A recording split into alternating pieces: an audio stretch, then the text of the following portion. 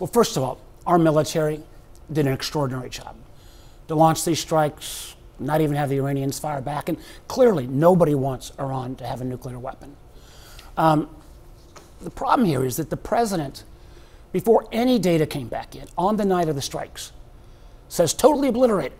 Right. Well, you have no information. Right. So if that's the standard, I think it put our military, his cabinet, in a really untenable position. Because what you can have is you could have the program itself set back a ways, Sure. which appears the destruction. And I wish it would be totally obliterated. I wish the president was right.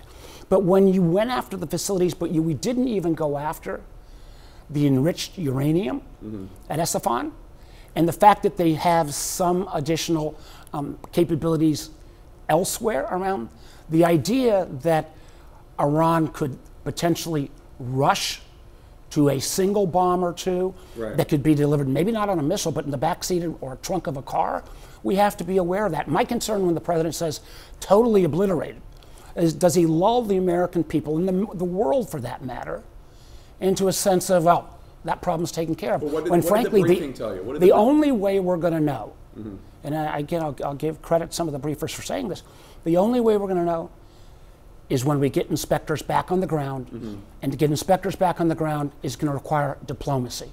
So I want to play what Defense Secretary Hegseth said when asked whether Iran had moved any of that enriched uranium prior to the strikes. Take a listen.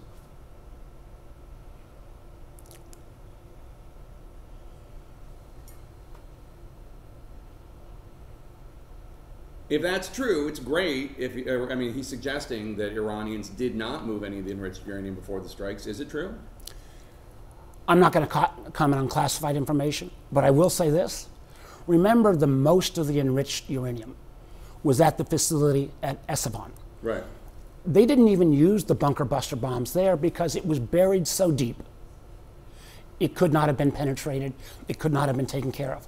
So I don't even think, although I don't have a lot of credibility with Pete Hegseth, that anybody that says that all of the enriched uranium, the close to 800 plus pounds, that has all been taken out. Okay, so we still don't know the degree of the damage, but let me just ask you this. As a basic, just calling balls and strikes here, isn't the world safer today because of these strikes than it was 9 days ago? If we don't end up seeing Iran attacking us through cyber or through proxies, if the ceasefire